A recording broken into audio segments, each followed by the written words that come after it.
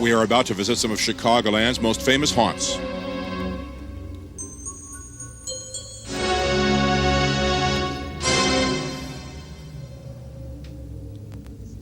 These are places where ghosts are believed to have been encountered.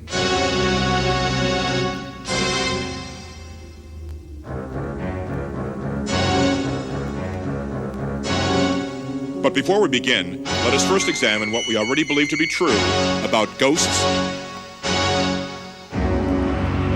and hauntings.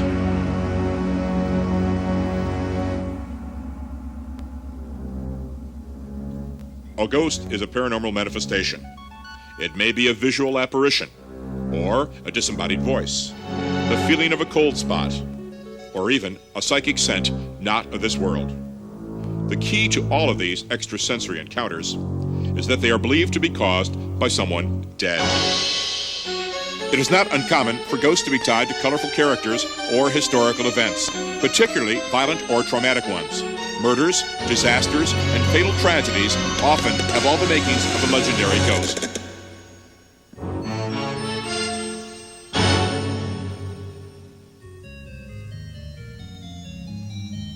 It is believed that many ghosts are caused by someone dying an unnatural death, usually violent, often at a young age. Others believe that ghosts haunt if the deceased is not given a proper burial, or is not buried at all. Ghosts often occur around deaths that have been surrounded by secrets, unsolved murders, or when the departed may feel he or she still has unfinished work to complete in this world. Besides manifesting themselves to all of the human senses, ghosts can additionally be encountered on film or audio tape, even when the human eye or ear registers nothing. Among Chicagoland's ghosts are examples of all imaginable types of psychic possibilities. We should point out that ghosts should not be considered as harmful or dangerous.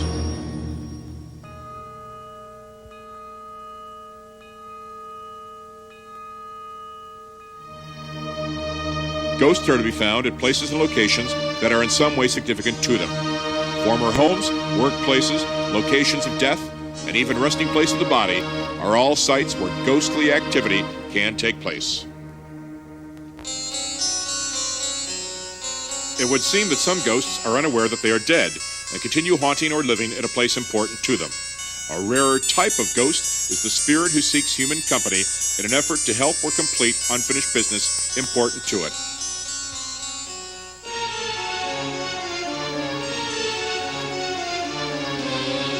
I'm Richard Crow, a professional ghost hunter. I usually take large groups of people around Chicago by bus to visit haunted and legendary sites. These are places that I've researched in my hunt for real ghosts. But in a moment, I'll take you on a personalized tour in our guide to Chicago's ghosts.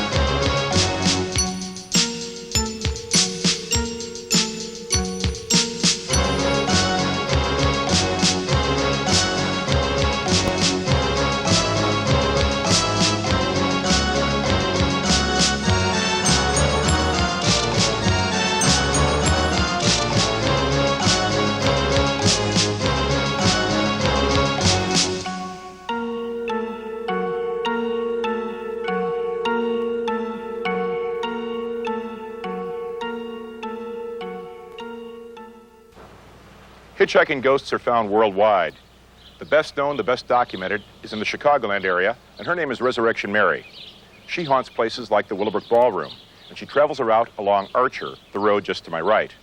She was a beautiful young blonde Polish-American girl when she died tragically in the early 1930s. She's been coming back haunting ever since. She will attend dances, she will attend parties, and then, on her way home, she disappears at Resurrection Cemetery. One of the better-known stories about Resurrection Mary dates from January of 1979. A cab driver was passing right by this marquee. He went another block up the road when he spotted a blonde in a white dress. Standing there about 1:30 in the morning all alone, he offered her a ride. She got in the back seat and off they went. He was lost. He said he would give her a free ride if she helped direct him north. As they traveled along, she finally said, "This is the place." He turned to ask her what she meant. She was no longer in the back seat of the cab. He hadn't stopped or slowed down. The girl had vanished, just as he was passing by Resurrection Cemetery.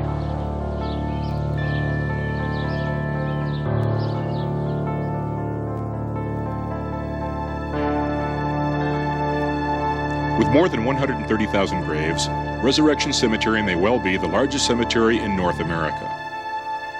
In the late 1960s, thousands of older term graves from the Depression era around the time of Resurrection Mary were changed in an unusual manner. Grave markers and headstones were removed from the original grave sites to make way for bulldozers and new earth. The locations of the original graves are now lost beneath new grave sites. A surge in reports of ghosts at that time may be linked to these events.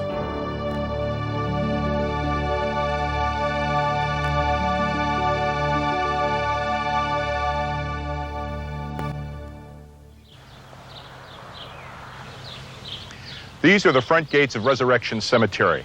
The ghost of Resurrection Mary has often been seen here, sometimes walking around the gates, sometimes even through the gates, and that's after they've been locked tight for the night. In 1976, a very unique discovery was made at these gates by a police sergeant from Justice, the village that we're now in. The police sergeant discovered two bars bent with handprints of a human form, yet they couldn't have been human because they had bent the bars apart, squeezed the marks of hands into the bronze, and left scorch marks on the green patina. Were these the handprints of a ghost? That's what many believe.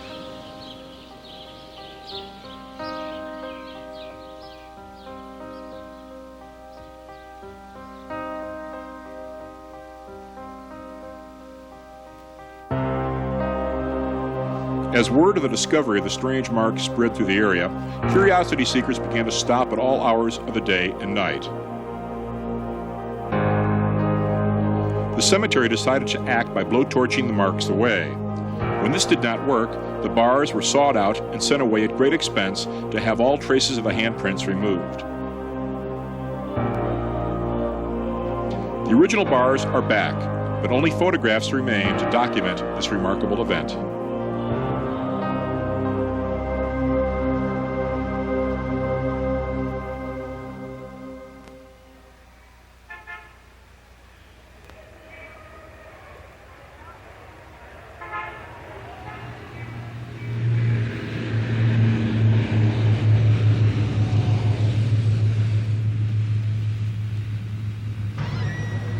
Hi, Mary. How are you? Hi, Rich. How you doing? Pretty good.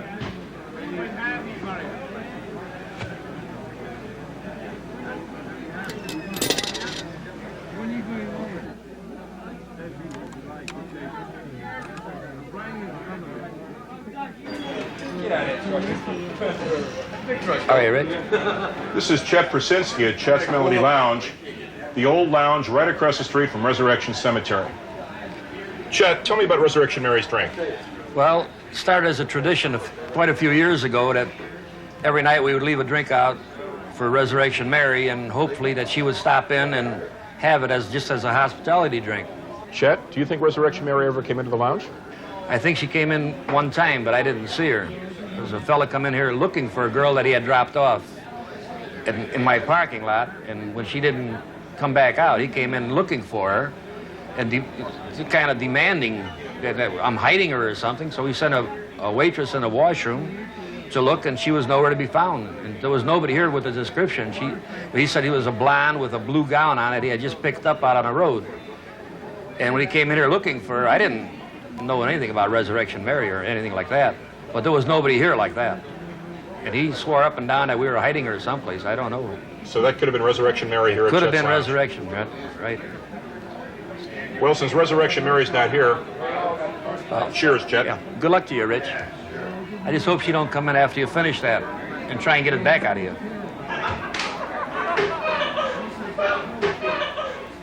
We're here with Jerry Palis, who in 1939 met, danced with, and gave a ride to Resurrection Mary.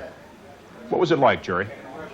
Well, it was a wonderful experience because when I met her at the dance hall, I watched at the entrance there for quite a while, and I didn't see her come in. And then all of a sudden, I turned to my left, and there she was at the wall where I met her the first time.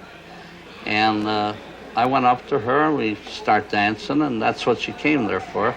And it was no big deal right off the start, and then it was time to go home. So I said to her, it's 11:30, we might as well leave. So she left, but I had two other fellows and a car this time. And as we walked along to the street, she says, well, you might as well take me down to Archer Road. And I said, what for? I said, you live here and here, where you told me. And she says, no, she said, I want to go out to Archer Road. So we took her to Archer Road, and as we got to the Resurrection Cemetery front gate, she said, stop. What happened after that? And after we stopped, I said to her, you don't live here. I know where you live because you gave me the address the former time I was with you. And she said, please, I want to get out and please let me out of the vehicle right now. And I said, okay, I'll let you out on one condition, that I cross the road with you because I know where you're going.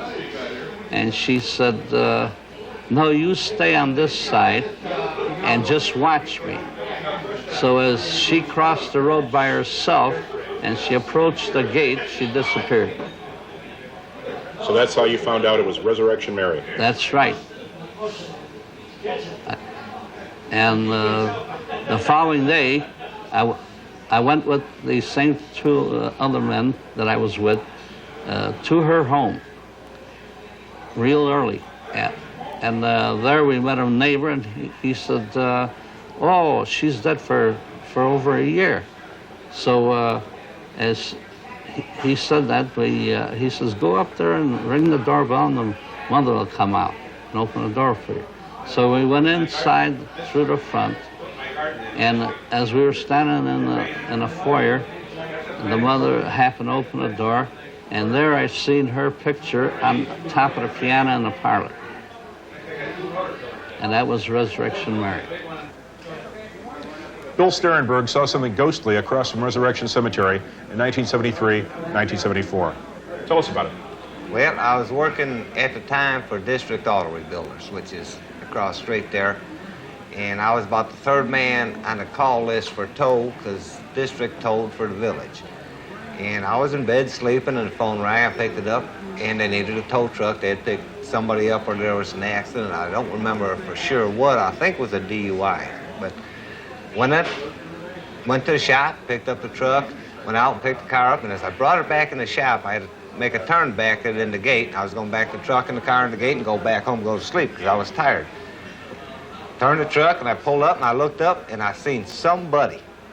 Not really somebody. I seen something, or whatever, standing across the street between where we are now and District Auto Rebuilder. She wasn't in the cemetery, and she wasn't on the road. She was there. And I could see it, but then you couldn't see it. It was something like you would see in Disney World, a image, a hologram. I don't know what it was. You could see it, but it wasn't there. You'd look through it. And I got a little scared. I jumped out of the truck. Well, I didn't take the truck out of gear. The truck moved, and it disappeared. I got back in the truck, put the truck in there, and I went right back home. And my wife asked me what happened. I says, you know, all these stories about Resurrection Mary, they're true, because I seen her standing out there, and she told me I was crazy. And I wasn't. I seen her, and she believed there was something out there. I don't know what it was. How long did you see the image altogether? Oh, I would say 15, 20 seconds. By the time I looked up, it scared me a little bit. I jumped out of the truck, and when the truck jumped up, the image disappeared. Would you have run right up to the ghost? No, I wouldn't. No, no, no.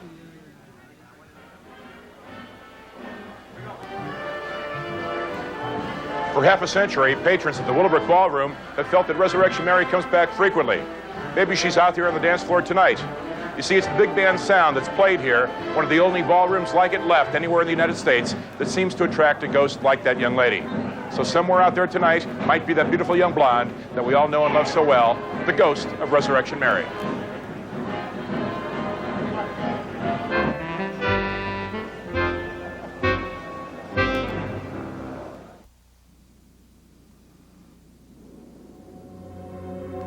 The seasons change.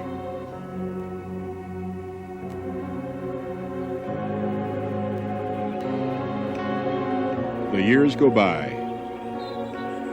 A bizarre double murder remains unsolved 3 decades later.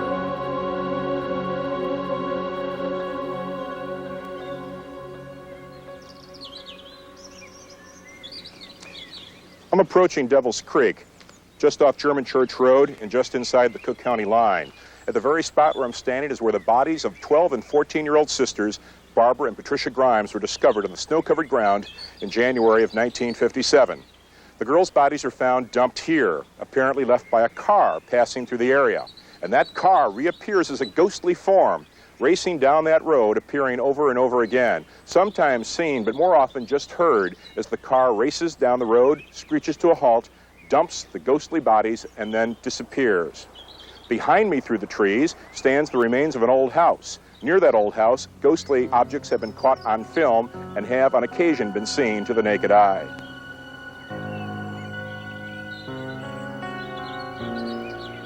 Jim and Debbie Serpico of the southwest suburbs heard about this site and were out here on Halloween 1982. What happened? Well, that night, 6 couples, we decided to get together. We were going to go for Halloween night. We were going to visit the Grimes sisters' house. You know, we heard the stories and this and that. So we came and we parked in the church parking lot up the street and walked down here, crawled over this sign here, and started up the trail. Well, we got to the house and we were deciding whether to go in or not because we didn't know, you know, what was in there. And just at that time, we saw a car coming up the driveway here. No lights, and we... Interesting thing is the car didn't seem to make any noise, and it seemed like it was kind of blackened out. And at the time, we didn't think anything of it. We thought we were being shagged out by the local police or somebody just joyriding up to the house. But it struck us really funny when we walked back out and we came to this cable. The cable had still been strung across the 2 trees, and it hadn't been moved. And we looked at each other and thought it a little peculiar, and at that time we had glanced up and we had seen across the street there was a policeman sitting on the outside of his car waiting for us to walk out. A Cook County Sheriff. Cook County Sheriff, of course. What did he do? Well, he started telling us that we had been trespassing and that we shouldn't have been on the property. And at that time, we all decided, well, we'd best start walking back to the car. And we had asked him if he had seen the car zoom past us and why a car was allowed up there and we were not allowed to walk on the property. And he said that there was no car. He'd been out there for 10 or 15 minutes previous to this and that nobody had come through except for our crowd of people who had walked out. And at the time, we didn't think it was peculiar until we had talked to you and you had mentioned that, you know, a black sedan had been seen on the location here. And it's something, you know. On a summer night in 1985, Joe Sanchez was here on the property taking photographs. Tell us about it. Well, one night, me and a couple friends came out here to take some pictures. We had heard that if you take pictures, you can catch stuff on film that you wouldn't normally see. So what we had done is I was the only one with the camera. It's a regular 110 Instamatic. We had come out here and I had taken some pictures. Took them in to get developed. I got them back and there was nothing unusual until I got to one where I had taken a picture of the garage and what was left of the foundation. There was a mist type on there. And in certain spots, it looked like the one looks like a skeleton. The other one looks like a skeleton head, and it's just misty. There was no mist or fog that night. No, there wasn't. But it showed up on the photograph. It was on the film. You know, There was nothing. We had been snapping pictures all back there, all over the place. Just getting ready to leave when I took this picture.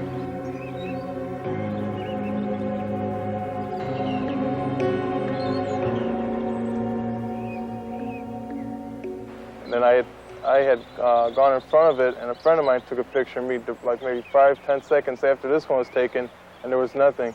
It was clear.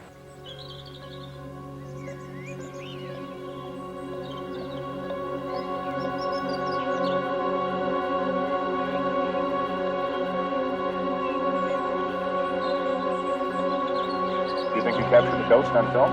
Possibly. So I caught something, a spirit, if not a ghost, something. Hull House was the birthplace of the famous school of social work founded by Jane Addams here in Chicago in 1889. When Jane Addams came to Chicago to try to work with the urban poor on the west side, she acquired this building. She evicted the tenants living here, but as they moved, they told her the place was haunted. She paid no attention and moved right in anyway. Then she found out she should have listened, as staff reported back to her that strange things indeed happened here.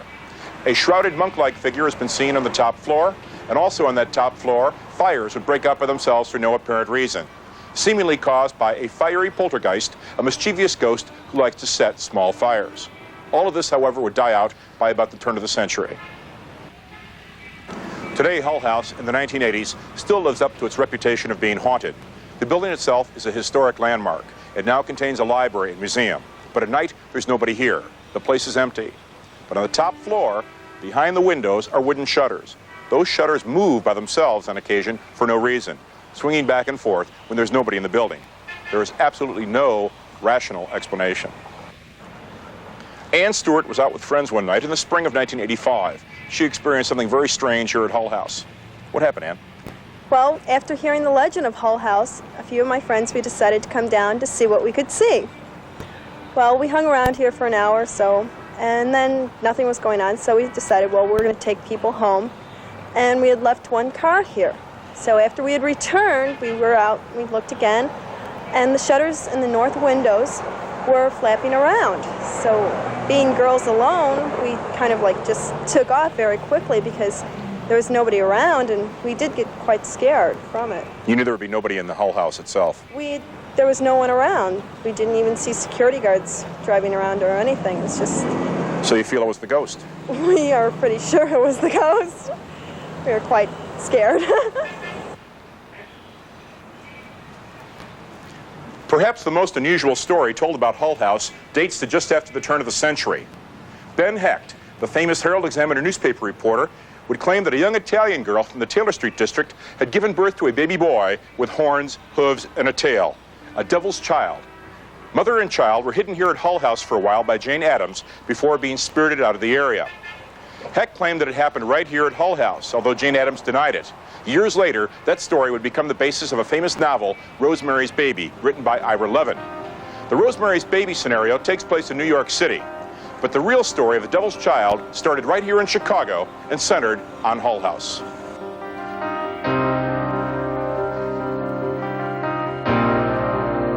This National Historic Landmark has been haunted for more than 100 years.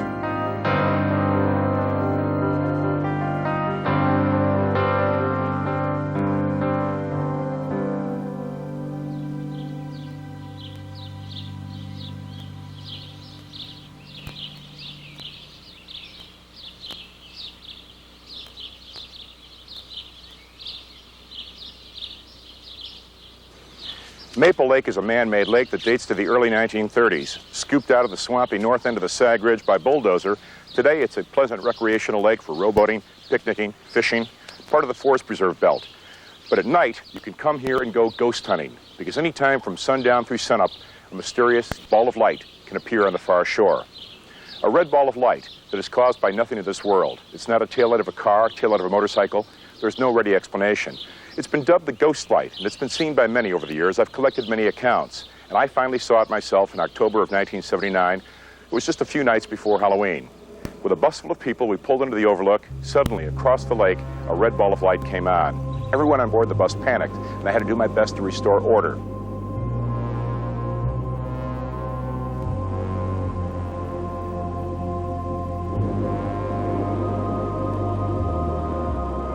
light only lasted for about 40, 50 seconds, then it was gone. I've only seen the light 4 times in my life, despite the fact that I've been out here hundreds of times and I'm still coming out. I'm hopeful to see it again. Traditionally, a ghost light is said to be caused by a ghost coming back with a lantern looking for his lost head. Maybe that's the answer. Maybe out here somewhere in the woods, there's a headless corpse waiting to have justice done. It's nighttime now at Maple Lake, and this is the time the ghost light comes out.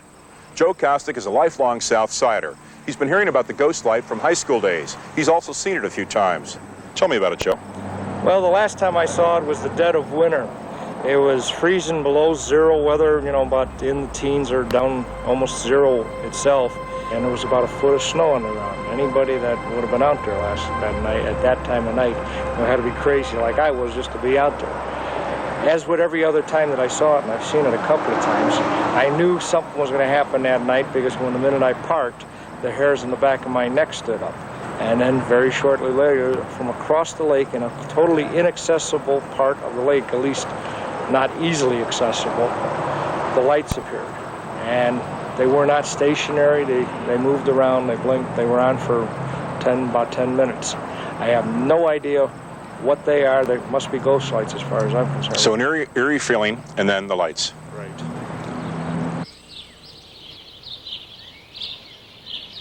Maple Lake has the distinction of being America's only active ghost light in an urban area.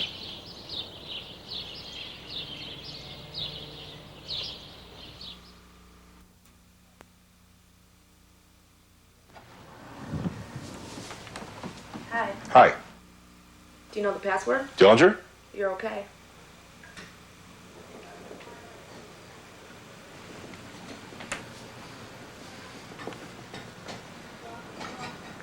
Here at JD Speakeasy is a small Dillinger Museum of memorabilia. Here is a police patrol box used by the Chicago police in the days of John Dillinger. There are ledger books here on top of the glass case, and inside the case some more interesting objects. They include some tin cups and artifacts used by prisoners here in the jail. There's a replica of the toy gun that Dillinger used to escape from the jail. And of course, the plaster death mask, the mask made from the dead man shot down outside the Bonograph Theater back in 1934.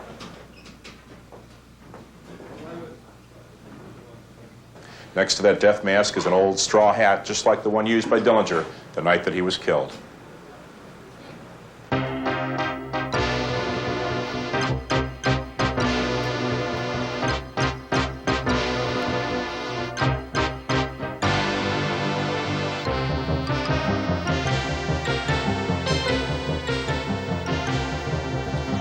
The bold deeds of the cocky Dillinger would make him a folk hero, a Robin Hood figure to the average citizen of the Great Depression.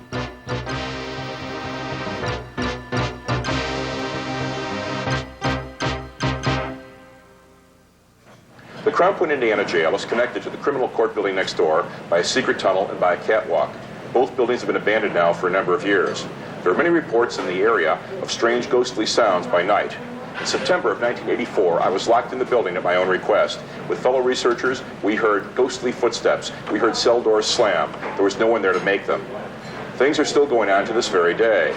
With me is Dennis Plesha, one of the owners of JD Speakeasy, and Joe Ellen Catlow, who've had experiences recently.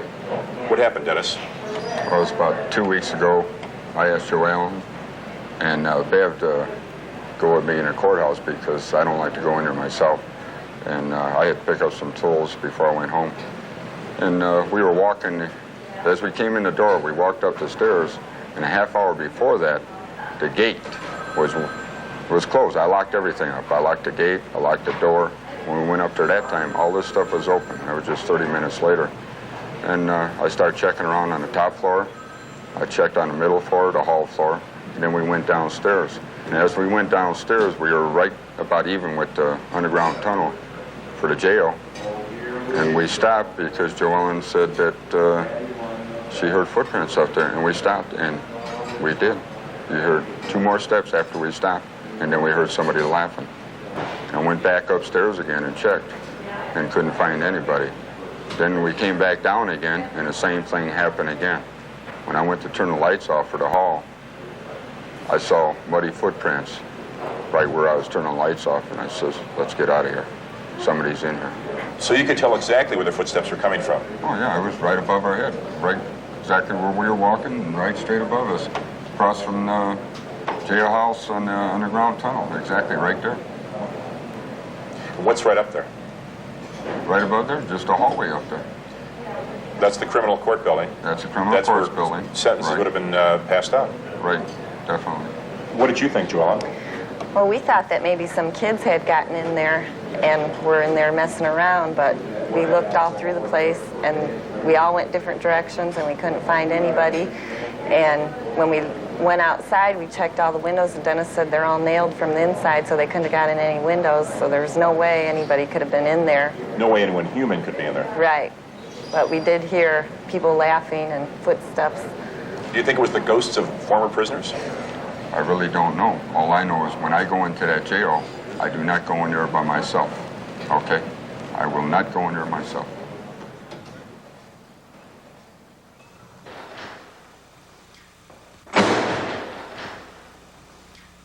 This is the original Crown Point, Indiana criminal court building. John Dillinger would have stood trial here, but he escaped before. According to local people, this building and the jail next door are both haunted. Maybe the vibes remain from those prisoners whose sentences were passed here in this court. According to local people, definitely this area is haunted.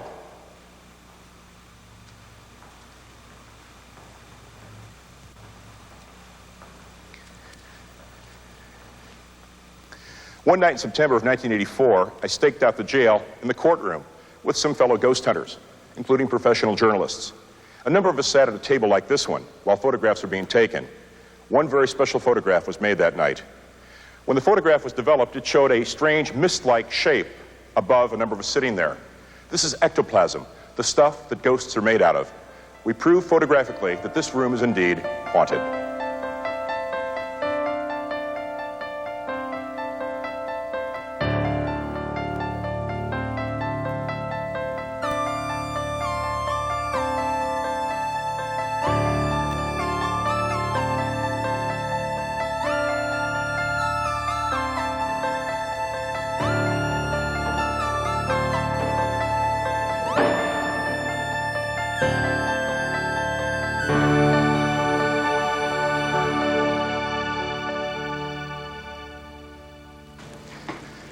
Through this catwalk connecting the old Crown Point, Indiana courthouse to the jail, prisoners would be brought. They would be here in the jail, they would stand trial in the courthouse, and when found guilty, would be brought back here to their cells. John Dillinger walked down that very corridor. On the night my group and I staked out the old Crown Point jail, we heard phantom footsteps and a cell door slam. It could have come from here, the old maximum security section, the section where John Dillinger was held. He escaped from this very jail cell. Were the sounds that we heard that night the sounds of Dillinger's ghost escaping from the cell over and over again? Some of my group thought so. Maybe it wasn't John Dillinger's ghost, but certainly in a jail like this, there are many psychic possibilities.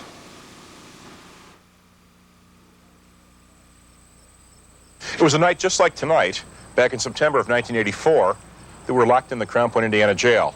With me is Bill Carmia, a psychotherapist, and Shelley Smith, a photojournalist from Northwest Indiana, who were with me that night. Bill, what do you recall? Well, I remember we were involved in a lot of things that evening. We were taking tours of the jail. We were walking through various parts of the building. I recall taking many, many pictures of different events that were occurring that evening. One particular event, we were involved in the criminal courthouse next to the jail, and I was snapping photos at an intermittent basis, and people were involved talking, listening, feeling around their surroundings, looking to see if they could find something unusual. And at the time, I remember taking pictures and hearing footsteps adjacent to the criminal court building in the jail itself, jail door slamming. And at the time, the place was very secure, and no one should have been in that building, and no one really was because it was checked out. And we had very unusual occurrences that evening. Sounds are definitely coming from inside the jail as far as we could tell. We ran over there. No one could have been there. We were in a totally secured area. Nobody could have been causing that, except, I suppose, ghosts. Shelley, what do you think? We were verified that we were alone by the Lake County Sheriffs. We were sitting in the ballroom. We were talking, and Bill was out taking pictures, and it was quiet. We were all kind of in our own little worlds. And we heard footsteps, and then about 20 minutes later we heard more footsteps, and then we heard the doors slam shut, and then we heard like people walking away. A cell door? Cell door, yes. And when we were walking through the jail itself, we tried the doors and they were like frozen open. So there was definitely something in there. Rusted in position? Rusted in position, like a open position, and the sounds sounded like they were in lock-in. They slammed them closed and walked away. The sounds of long ago? Yes, from a different era. And Bill, you made a dramatic discovery with your photographs later. That's correct. After the film was processed and developed, we came upon a picture that had individuals sitting at a table at the criminal courts building, and above one of the individuals there was a white smoky substance floating above and around this individual. Quite dramatic. And we had this picture checked out by independent photographers, and they've most assuredly said that it is a real picture. It's not something that's coming out of the developing process itself. It was on the negative? It's on the negative. It's a true photo. What do you think the white stuff means, Bill? Well, it could be a lot of things. Sometimes these substances can be termed as ectoplasm, some type of electrochemical energy. Can be a lot of different types of things. There's a lot of theories behind what these substances are. Nothing definitive. Much of it is theory, but it's possible. It could be ectoplasm or some other type of form of energy. But beyond our current knowledge of science? That's correct, right. So after hearing rumors about the jail and courthouse being haunted, I checked out the site, interviewed witnesses, and stayed there one night. I personally believe the jail, the courthouse, definitely have ghosts. I'd like to thank Shelley and Bill for helping me in the project, for being with me tonight. Thank you, Shelley. Thank you. Bill? Thank you.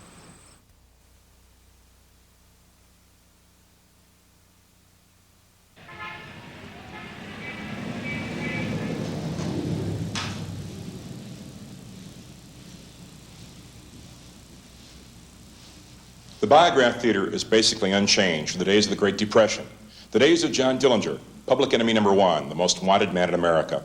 The famous gangster and bank robber would come here July the 22nd, 1934, the last night of his life. Dillinger came here for two reasons.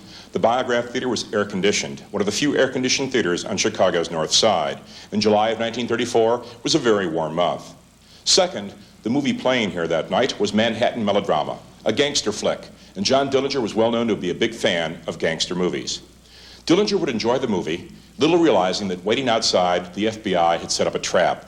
The movie would end at 10:30, and Dillinger would leave arm in arm with his date that evening, Anna Sage, who would forever go down in history as his betrayer, the woman in red.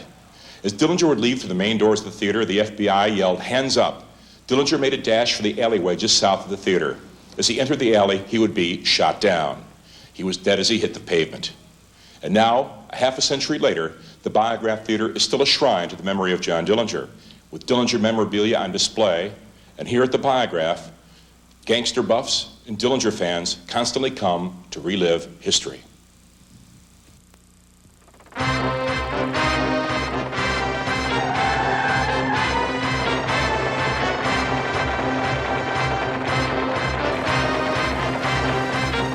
Excuse me, is that seat taken?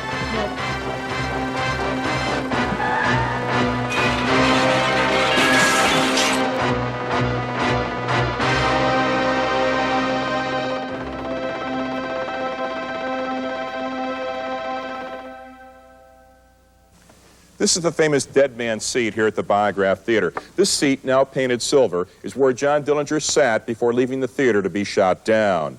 Dillinger selected this seat because it's only a few steps away from an exit door, a few quick steps away from freedom. Today, people seek out this spot. Many people come to the theater early just for the privilege of sitting right here. Despite the fact that there are hundreds of other seats in the theater to choose from, this is the one many people go for.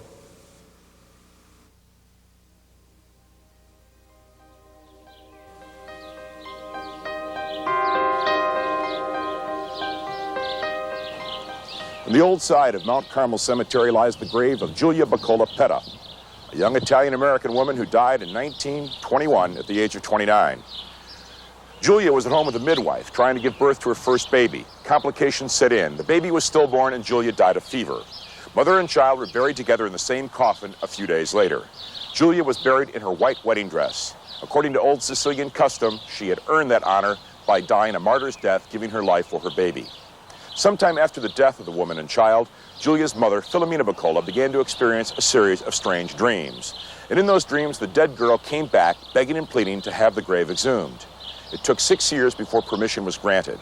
Finally, the coffin was taken out of the ground. The lid was pried off, and there, inside that coffin, still as fresh and perfect as the day she was buried, was the body of Julia, the miracle of Mount Carmel Cemetery. Strangely, however, the body of the infant had turned to bones and dust. On the base of this monument is photographic evidence of what had happened. There is a photograph of Julia as she looked on her wedding day. Beneath it is a photograph of Julia, how she looked 6 years after she died, when the casket was taken out of the ground. She lies there in perfect condition in her white wedding dress in a plain wooden coffin.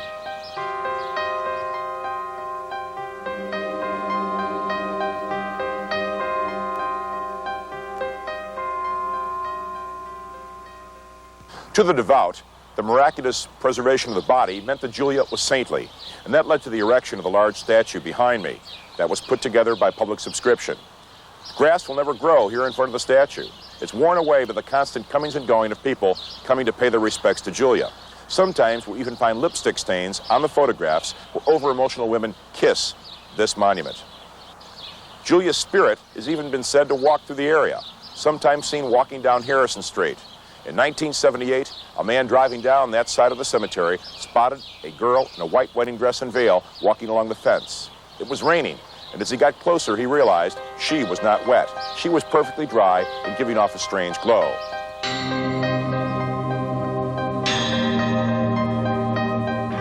Julia's spirit is believed to come here often.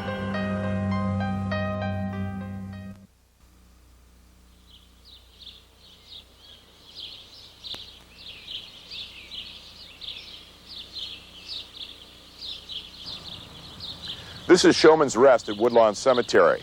This is one of the few circus and carnival burial plots in the United States. Buried here are hundreds of members of those professions. This lot is maintained by the Showman's League of America, and they opened this spot in 1918 after a tragic circus train wreck just outside Hammond, Indiana. The victims of that circus train wreck were buried here.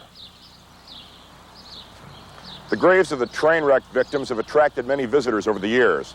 They were buried here together when the area was scooped out by bulldozer, coffins laid shoulder to shoulder, and on top of them, each a separate stone, although most are marked unknown. And there's one very special unknown, number 43. This young lady, the only female member of the group, still unidentified, but on Mother's Day, her grave gets very special attention. It's just smothered with flowers that day every year. There are 5 granite elephants here at Showman's Rest. The big one is in the center of the plot, and this guy has his trunk pointed down. That's a symbol of mourning. He's in sorrow. He's in mourning for the fallen showman buried nearby. It's not a bad luck symbol. In fact, these elephants are sought out by gamblers, by bingo players, who come out here to pet them for good luck. The elephant has been the symbol of the Showman's League since the days of Buffalo Bill Cody. And these granite elephants have caused many in the area to mistakenly think that there are animals buried nearby. There are no circus animals, bears, big cats from that train wreck buried here, yet many people mistakenly think so and also believe that the ghosts of those animals could come back at night, that after midnight or so you can hear ghostly animal cries while standing here at Showman's Rest. Many colorful characters and legends are associated with Showman's Rest and the Showman's League of America. Buffalo Bill Cody was a founder of this organization. When he died in 1919, he was buried in Colorado with a 500-pound ivory elephant. In keeping with that Buffalo Bill tradition, buried here somewhere secretly on the grounds is a large ivory elephant. The exact spot is known only to the high-ranking members of the Showman's League. Buried here at Showman's Rest is Edward Carn, a circus fat man, buried both here and here. When he died, he was so big he was buried in a packing case, needing 2 graves, but he wasn't big enough. He never made the pages of the Guinness Book of World Records. Legends of strange animal sounds here at the graves of Showman's Rest, where circus performers and carnival people lie buried, have persisted in the western suburbs for many years. The story was heard by Sergeant John O'Rourke, a 17-year-old veteran of the North Riverside Police Department. He solved this case some 15 years back. What did you find, John? Well, as you stated before, I have heard the rumors and the speculations of animals being buried here at Showman's and of people hearing strange animal sounds coming out of the grave. Prior, I always knew there was no elephants or circus animals buried here, but circus performers.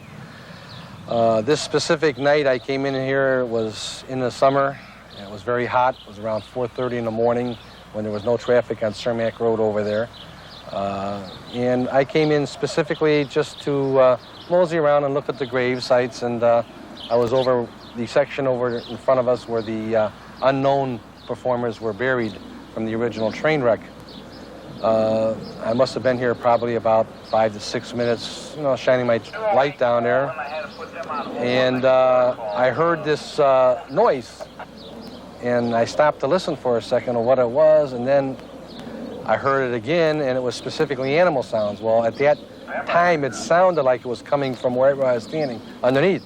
Well, it scared the daylights out of me for a second, and I turned around to see if there was anything around, and then realizing I knew it didn't come from there, I listened more closely, and I started hearing the sounds again. And that's when I realized that they were animal sounds. Like the roar of the lions. I couldn't distinguish if it was an elephant's call in there or not, but there were definitely animal sounds coming. And I realized it was the zoo, which is only down here at 31st and 1st Avenue. That's Brookfield Zoo. Brookfield Zoo, right. And I realized that was the sounds that I was hearing from, catching on the wind coming this way, the atmosphere right, no traffic on Cermak Road, the heatness maybe having some effect into it. And I then realized, aha, they aren't coming from the ground, but from Brookfield Zoo. So you've been back here since and heard it? Yes, I have. I've been back here, I've heard it a total of 3 times. Like I say, everything has to be just right. Conditions must be right. The conditions exactly right. This, in fact, is when I heard it was in July. It was very hot and humid, and a small wind coming in that way. If you remember right, like we were talking before, when I was growing up in the northwest side of Chicago, at times when they had the stockyards, if the atmosphere was right, you'd be able to hear the sound sometimes of the cattle over at the stockyards coming in at you. It was just catching on it right there. Same sort of effect. Same yes. kind of effect. Very eerie sounding, though, when you're here by yourself. If you're not aware of what it is. You'll anybody who doesn't rationalize right away, and again, my very first impulse was, my God, there are animal sounds coming from the grave, and if I wasn't in the profession I'm in, I might have got right back into my vehicle and scooted out of here very fast and told everybody, my God, I heard ghost sounds coming from the graves of the But luckily you're a trained observer. Yes, very good.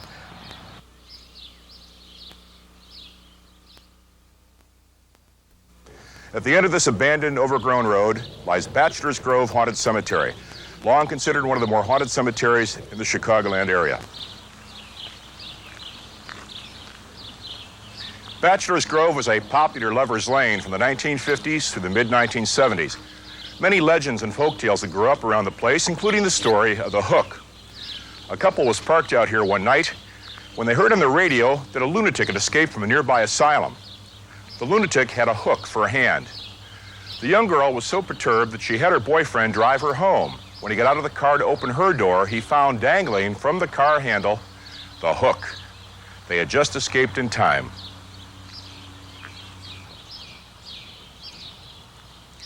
The most popular Bachelor's Grove legend involves the apocryphal story of the couple parked out here one night in the 1950s. Parked on this dirt road, the young man told the young lady he'd be right back.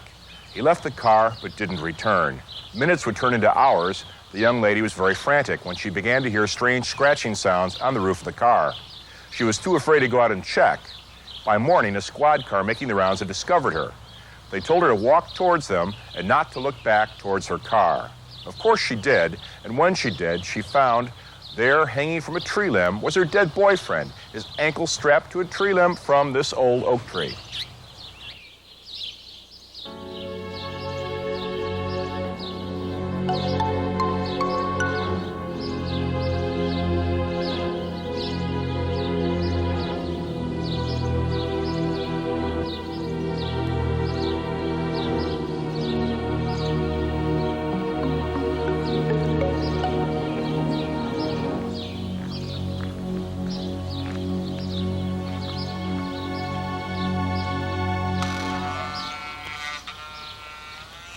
This is Bachelor's Grove Cemetery, with graves dating back to the 1840s. The area was settled by German immigrants who were farmers. At first they were bachelors. Then they would send back to the old country for their girlfriends, their sweethearts. They would marry, settle down, raise families, and when they died, they were buried here in this old cemetery. Stories are told of blue ghost lights, disappearing houses, and other strange activity out here. Perhaps the most interesting is the moving tombstone, a 700-pound stone just behind me that moves from spot to spot on certain nights. It is said that visitors here in the cemetery see it in one location. When they look back, it's moved to somewhere else.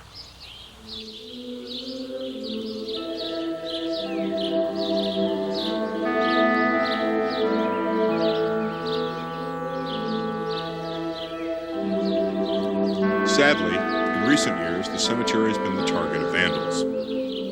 However, its reputation for being haunted is well-deserved. Cameras in Bachelor's Grove often don't get along. Sometimes there are strange malfunctions of camera equipment. Other times, people capture strange images on their film. Some people even think that they have captured ghosts while photographing out here at Bachelor's Grove.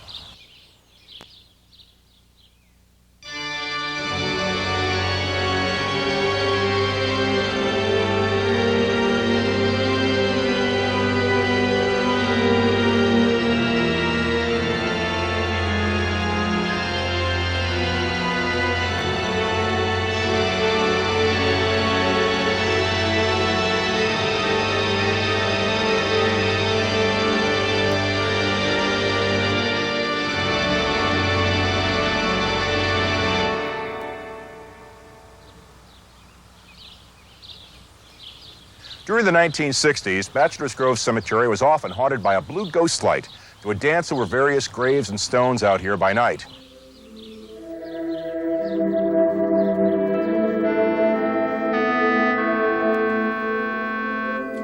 In this area, the blue light would perform, just beyond the reach of startled witnesses.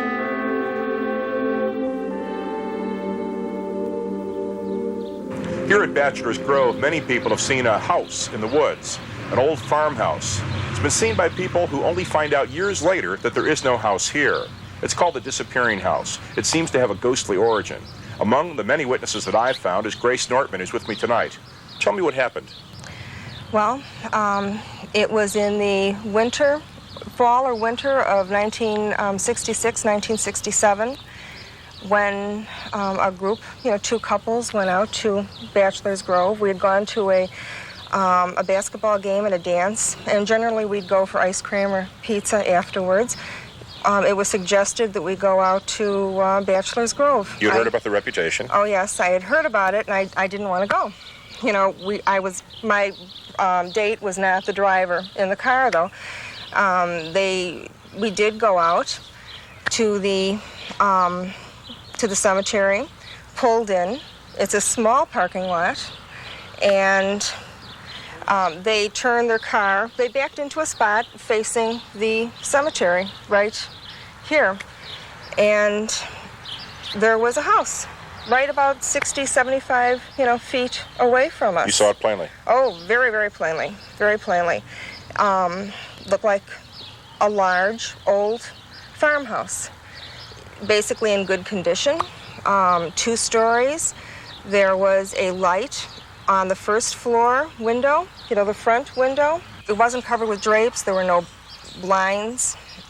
There was some type of a transparent covering to the window, but it wasn't any type of a sheer or anything that I had ever seen before. And I found it puzzling, and I still find that puzzling. But there was a flickering light inside. At first, I thought it might be a TV. They were possibly watching TV, and that's when I started looking for the electrical wires.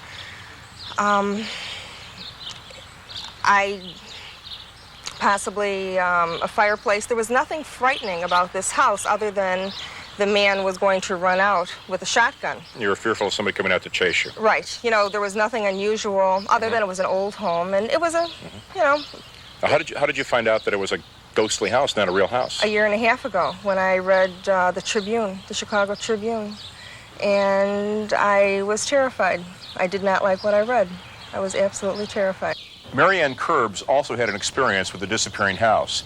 This also in the mid-1960s. What happened, Mary Ann? My husband and I, well, he was my husband-to-be. We were driving down the road to the cemetery, and when we almost reached the entrance, we stopped the car because there was a car across the road. And there was an old man with a lantern leaning toward the car as if talking to whoever was in the car. So we assumed that we were not able to be in there. And I don't remember the man talking because my ears were focused more on the creaking of the gates. And it was lightning and thundering. I do remember, though, on the left-hand side of the road, there was an old house. It was a one-story house with a bedroom, I presumed a bedroom upstairs with the lights on. There were lights on downstairs. There was a wooden porch, wooden stairs coming down. And I'm not sure, because of the light, it looked like there may have been a fence around the house with an arched entry into the front yard. Now, how did you learn that it was not a real house, but a ghostly house? I had Eddie Schwartz on one night. The radio yes, show? Yes, and you were. In fact, it was I think in October maybe of last year, and I heard you talking about this old house that was not there, and that's the first time I ever. And you realized you had actually had a ghostly experience. Yes, yes. How did you feel? I was very nervous, very nervous. I tried to call the radio station, but I couldn't. How do you feel now, looking back on it? I don't know. I don't feel. I think it's interesting, and I feel a little strange knowing that I saw something that wasn't there. And now you believe? Yes, I do. Now, Mary Ann and Grace have never met before tonight. They both had similar experiences, so I brought them together to see whether or not their descriptions of the house would match very closely. And I had both ladies go to separate places to sketch for me the house. Let's see what they got. Mary Ann, I'll take yours first. We've got lights on in the house. We've got a little wooden porch. Got steps coming down from the front porch there, and basically a typical old-fashioned type farmhouse. Yes. Okay. Let me see yours here. Now, Grace has similar steps. Grace has the same kind of porch. Grace has the same kind of door, and windows on the first floor. She's a little bit more detailed on the sides of the building. About the only difference is the way the roof is perceived, but that could have been. This is years afterwards, of course, that you ladies are sketching this. 20 years afterwards. Certainly we can't expect it to be letter perfect, but these are remarkably similar descriptions of the houses. Remarkably similar artwork here to show what the houses look like, and neither one of you ladies ever met before. No. And you weren't talking about this prior to tonight. No. I didn't even let each of you know about the other. Right. You just knew that some other people existed who had had experiences. So what do you think now that you see that you both have seen a similar house, which was not there? Well, I knew I saw the house. I saw it too. What can I say? But you saw something that was not there. Right. And now you can sketch it, and it's the same house. The house was there. It was there. Thank you very much, ladies. Thank you very much.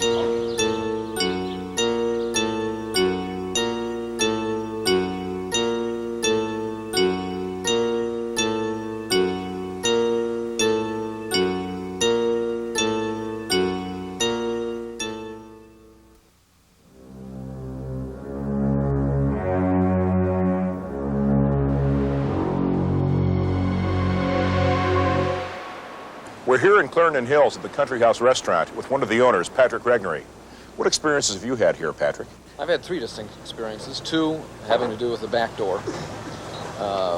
And what made me believe that something odd was happening was especially the back door was a metal door. I've heard it slam 1,000 times. And these two times, the sound was exaggerated. Once my brother was here with me, he tried to recreate this sound by going back out and slamming a door. It just wasn't the same. It was like an echo when it happened. As I said, the sound was exaggerated. I've never heard anything like that before. The door was locked. It couldn't have happened by a person slamming the door. So you blame the ghost? Yeah, I certainly do. The other experience I had was an inside door, a fire door separating the kitchen from the dining room. That's a heavy door, fire door, meaning that it was built heavy so it would contain any kitchen fire. That's a solid core door that can't be moved by a gust of wind or anything like that. I was the only one in the building.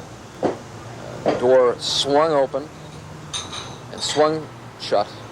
Again, the sound was exaggerated, as if it was in an echo chamber.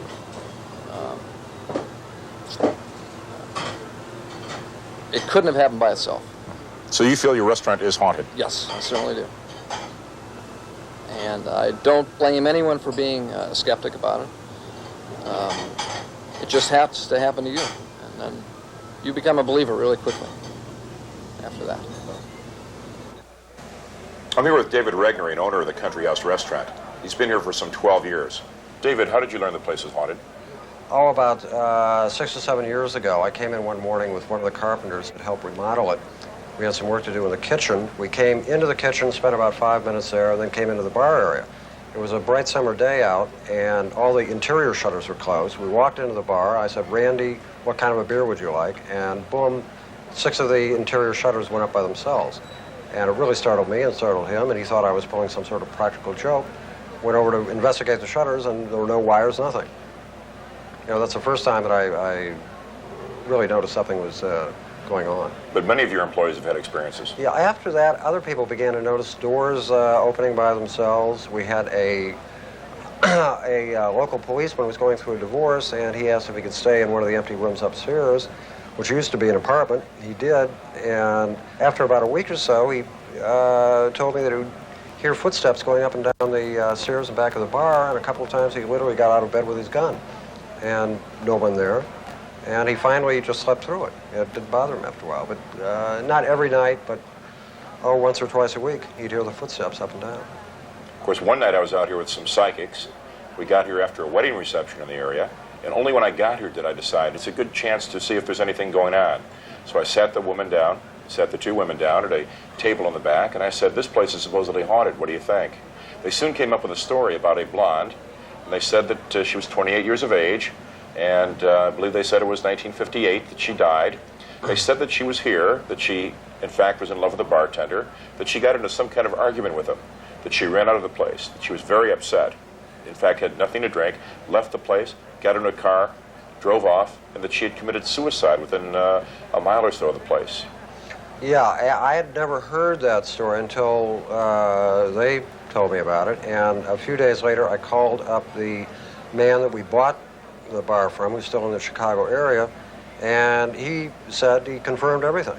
Actually, I think they said it happened in 1957, and he said no, it happened in 1958, but they got the age Just properly. 1 year off, though. Yeah, he remembers it very well because he was sued under the Dram Shop Act, and he was totally exonerated because she hadn't had anything to drink that day, but her death occurred within a half a mile of the building. And there are some, though, who think they've seen the blonde here. Yeah, one day I was talking to the hostess at the hostess counter, and a couple came in, and the man jokingly asked me, "Gee, what do you have upstairs, some sort of bordello?" And I said, "No, not really, why?" And he said, "Well, as I came in, my wife and myself saw a blonde woman up in one of your windows kind of beckoning us in." And so I went up to the room that he was talking about, and the door was locked. It was a sewer room at that time. It's an office now. But anyway, the door was locked. I unlocked it, looked in the room, nothing there, and went into the kitchen and asked if anybody came down the kitchen stairs. There's only 2 staircases in the building, 2 ways down from upstairs. Nobody saw a thing. Nobody saw a thing. So that seems to be the ghost of the country house. Yeah, it does. It does. It would be quite a coincidence if it wasn't. But we've had experiences again and again and again. For instance, I was sitting at this table one night about 3 or 4 o'clock in the morning, and we close at latest at 2 on weekends, and I can't remember if it was a weekend or not. But anyway, I was sitting with one of the girls that worked here. We were going over some menu changes, and the place had literally been deserted for an hour or 2 hours. And all of a sudden, the jukebox went on. And that really startled the hell out of us. We both left very, very quickly. I called the jukebox people the next day, and they said, "Impossible, it can't happen. If it was off for X amount of hours, it's not going to just go on by itself." So it's almost typical poltergeist mischievous activity. Oh, yeah. Doors open and slam that are locked, exit doors. I've heard a baby crying upstairs. One of the waitresses, 2 months ago, heard the same thing. We've had cleaning crew in here. They come in every day about 2 or 3 o'clock in the morning, and one heard a woman crying all night. He thought it was a radio and find out there wasn't a radio on, and he wouldn't come back afterwards. But it doesn't affect trade, doesn't affect the restaurant. No, it doesn't. Some people are very curious about it, but really very few of the customers, aside from the man and his wife, have really heard anything, because during business hours it's very noisy in here, and you really wouldn't notice anything unless you were staring at a door that suddenly opened and there was nobody there. But it doesn't really seem to be active during business hours. It's usually late at night. It'd be hard to tell anyway. Yeah, it would.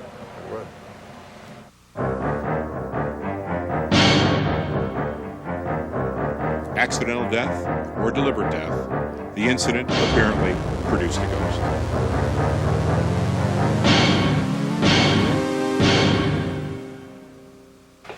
Fritz Kruppen is a manager here at the Country House. He's been coming out here for many years as well. He had an experience recently. What happened? David, the owner, myself, and Lynn, the bartender, were sitting at table 10 in the corner. We're all quite accustomed to the sounds when this place closed, and all of a sudden, we heard someone walking, what we thought was walking upstairs, and the hair on Lynn's head stood up and said, I want to go. Get me out of here. Walk me to the car. So I walked her to the car and got her going. David and I came back and sat down and talked about what we had just heard. And he said, well, Fritz, you finally heard the ghost. Which is, I said, well, I was always kind of a non-believer, but I'm still not sure. Then the sound came again, which is my hair stood on end, which is and to tell you the truth, I thought it was all a bunch of hokum before, but you would have had to have been there to hear the sound, again, which was no other sound that's come from this place before. So after 2 experiences in one night, you're now a believer? Yes, I am, very much so.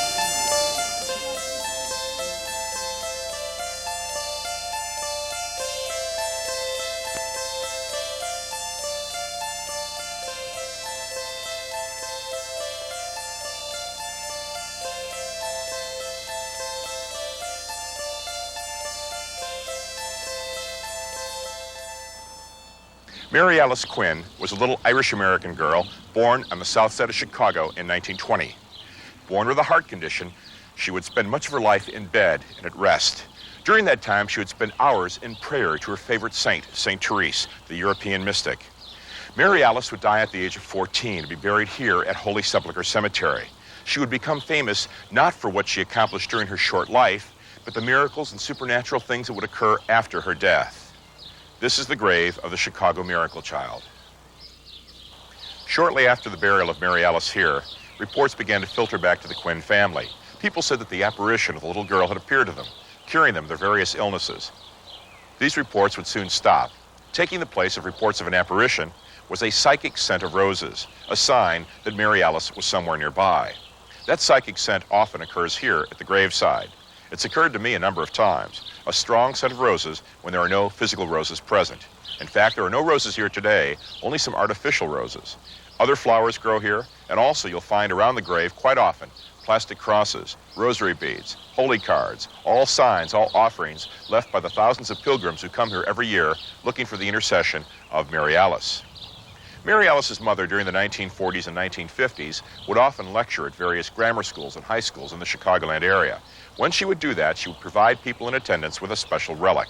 This is a picture of Mary Alice, and stapled to the bottom is a piece of yellow cloth. This is a first-class relic, a piece of cloth that came from a dress that Mary Alice wore during her short life. Today, these are no longer being distributed, but a relic that many people have from the grave is a pinch of dirt. Taking a pinch of dirt from the grave of Mary Alice is an old Irish custom. It happens here quite often, and many believe that by taking dirt from the grave, they have some way of getting in touch with the Chicago Miracle Child.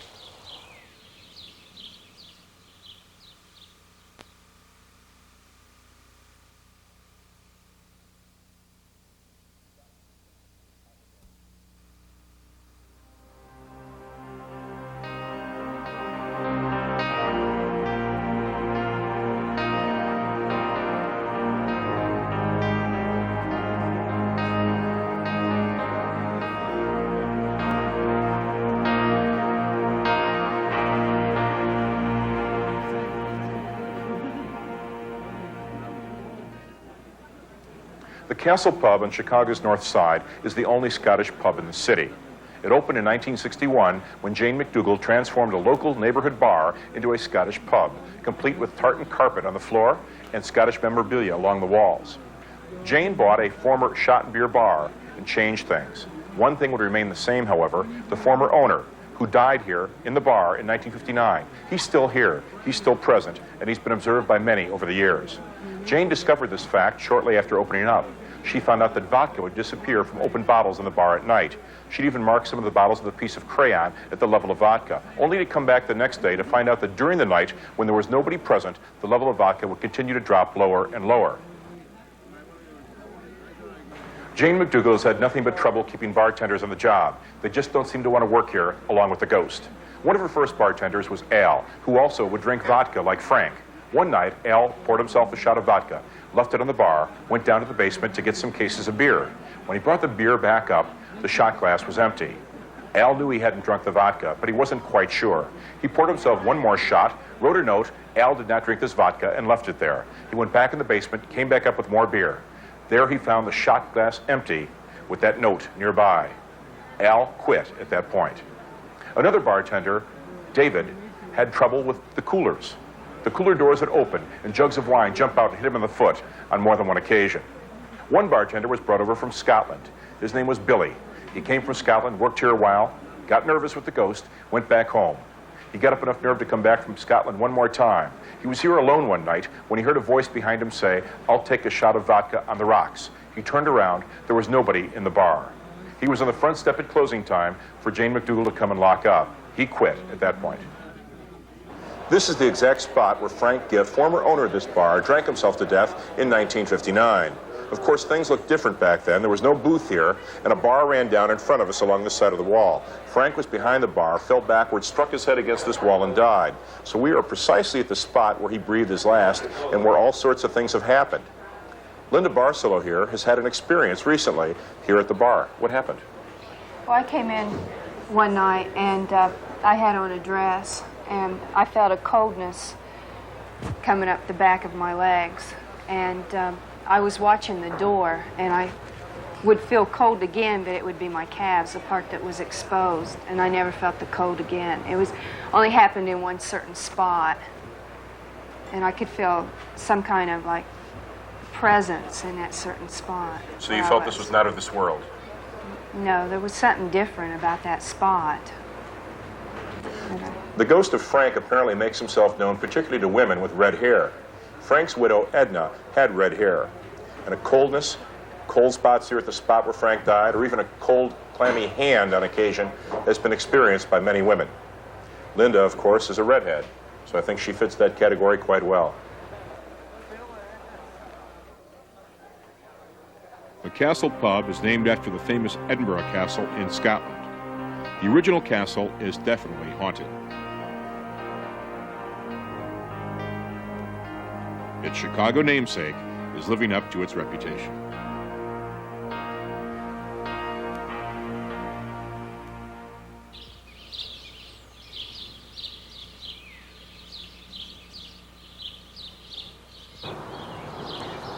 The Robinson family burial ground is a genuine Indian burial ground here in the city limits of Chicago. Alexander Robinson, also known as Chief Chichipinque, his wife, Catherine Chevalier Robinson, and their clan lived, died, and were buried here in the early pioneer days. Alexander Robinson himself was a hero of the Fort Dearborn Massacre. During that time, he helped to save American settlers and was given a tract of land along the Des Plaines River near current O'Hare Airport in gratitude. Indian burial grounds have traditionally been considered good places for hauntings. Robinson Woods is no exception. Here in the woods at night, strange lights, strange sounds have been seen and observed. Now, by the two trees behind me, in that area, Indian tom-tom sounds were recorded. Caught on tape by two psychic researchers some years ago, no explanation is possible. There were no Indians or Indian tom-toms present in the woods that night, at least not physically. And here on the boulder in front of me, a strange light was caught on film. A ball of light above the name Alexander on that boulder showed up as a silver dollar-sized looking ball of light. The light was caught on infrared film. Nothing was wrong with the camera, nothing wrong with the film. With the aid of that infrared, we captured what appears to be a ghost light. There are many stories of people seeing ghost lights by night. This photograph was taken by day, so apparently the ghosts are still here during the daylight hours, only we can't see them with our human eyes. In front of the monument erected to the memory of Alexander Robinson, we often find flowers left behind as offerings. Sometimes feathers or other strange artifacts, and nearby is always broken glass, from wine bottles, beer bottles, pop tops of beer cans, debris of that sort, left behind by neighbors who come out here in the woods to drink by night. Now, they have a very curious custom that they go through. They always spill some of the contents of the first can, the first bottle, on top of the ground, on top of the graves. I've asked them why they've done it. They said they've always done it that way. It's an old tradition. Now, that's an old Indian custom, to spill some of your first can, your first bottle on the top of the ground as an offering to the spirits, to the ancestors who've passed on before. And maybe that's one reason why the ghosts are still here in the woods by night. You see, some of the Robinson clan were known to be alcoholics. So maybe, with that booze percolating down to the grave 6 feet below our feet, they might be earthbound for some time rather than move on to the happy hunting ground. I had a very real psychic experience out here at Robinson Woods, November the 2nd of 1980. That's 2 days after Halloween, All Souls Day. I was leading a tour to the area. We got off the bus, walked back in the area around the spot where Alexander Robinson lays buried. As we stood there, suddenly those with me remarked that there was a scent of violets in the air. There were no flowers in bloom, there were no cut flowers to be found. Those with me began to search the area. When they couldn't find a natural explanation, they decided to create one. They soon singled out one girl in the group, and they said, "It's you. You're wearing cheap perfume. You're the cause of all this." That poor girl went back to the bus in tears. When I apologized to her later, there was no scent of violets around her. She was not the cause. What could the scent of violets mean? Traditionally, a scent of violets or roses is said to mean spirits are nearby trying to make contact. And what better day to have this happen than on All Souls Day, 2 days after Halloween, a day when the dead are said to be able to come through easier to those the living on this side.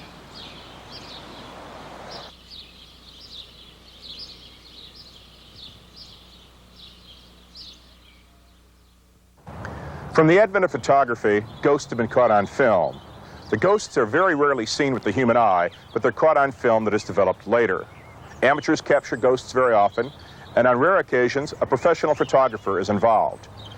During a routine photo shoot in a Northside Chicago cemetery on Clark Street back in the summer of 1982, a professional photographer and his model embarked on a very special adventure. They captured ghosts on film. The most remarkable example of ghosts caught on film that I've seen around the Chicagoland area was the photograph taken by Jim Henderson and his model, Ladine. Ladine, what do you remember about that day? Well, we came out here one day for what I thought was going to be a normal, regular shooting, and I started to feel very strange walking around, like somebody was watching me, and when we got the pictures back, apparently somebody had been watching me. Jim, what was on the pictures? Well, the picture had a, we say, a weird effect to it. The parts of Ladine's body, such as her neck, her arm, and her leg, were glowing. And then also the head or face of an individual who I'm not able to identify, showing over her shoulder. This is we did not use any unusual lights that day or filters, and I'm just very surprised that we got the result we did. I don't have any explanation for it, but I was very pleased with the result. Now, you've been a photographer for 14 years now. That's right. And have you ever seen anything like this before? No, I have not. So what do you make of it?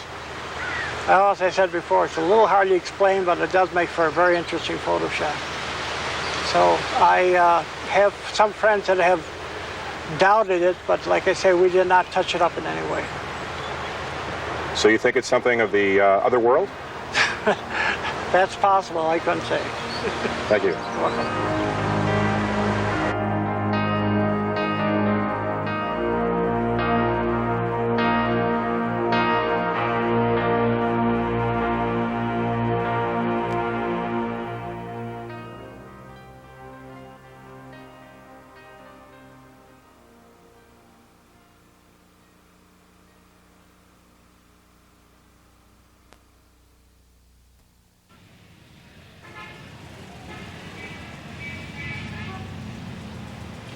This is 2122 North Clark Street.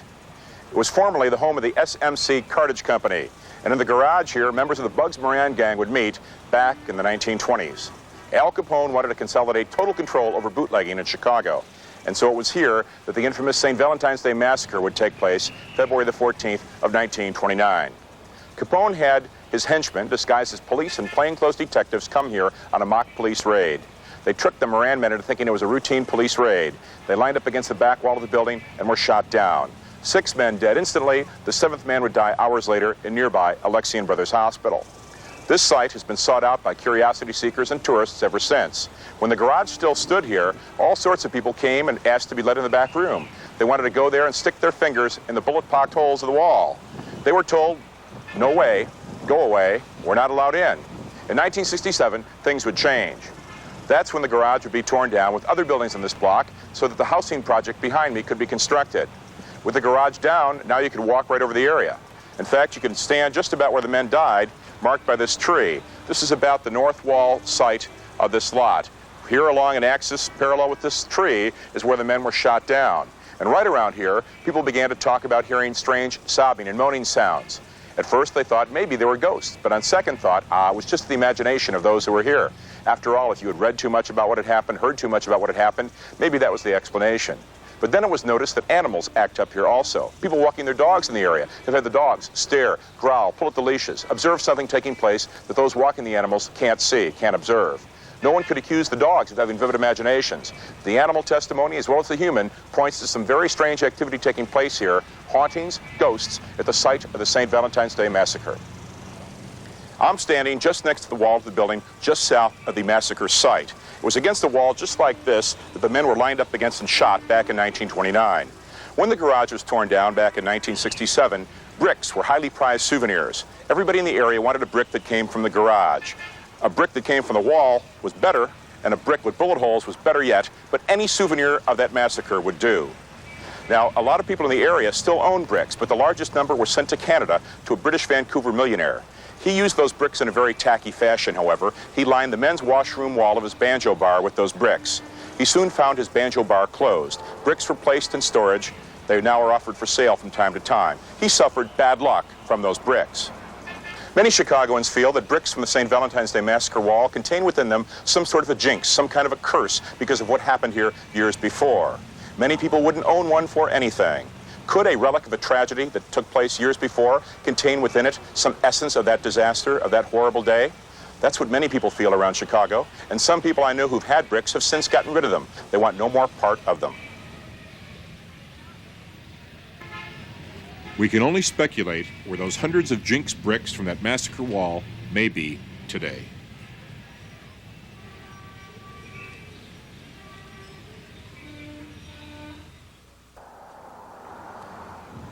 Mount Carmel Cemetery in West Suburban Hillside contains hundreds of graves of people like Jaime Weiss, Frank Diddy, and Scarface Al Capone. This is the grave of Al Capone, the godfather of an immense bootlegging empire created back in the days of Prohibition. Al died in 1947 at the age of 48, quite a young man. To this day, people still come and plant flowers at his grave. Al lies buried next to his mother. He was his mother's pet in life, and the only son given the honor of lying next to her in death. Is the grave of Al Capone haunted? There are many who would like to think so. I have no hard evidence about that, but I did make an interesting discovery November 1, 1980, the day after Halloween. I was leading a tour here, walked off the coach, came to the spot, stood here, and found a case of beer on top of Al's grave. 2 cans were missing. I later found the empties in the hedges. All the other cans were full. It was obvious that someone had been here the night before. The dew on the case showed that, and they were frightened away by something so terrifying and left in such haste that the case of beer was still there the next day. I can assure you that local police or the cemetery workers would not have left that case behind. I took it home.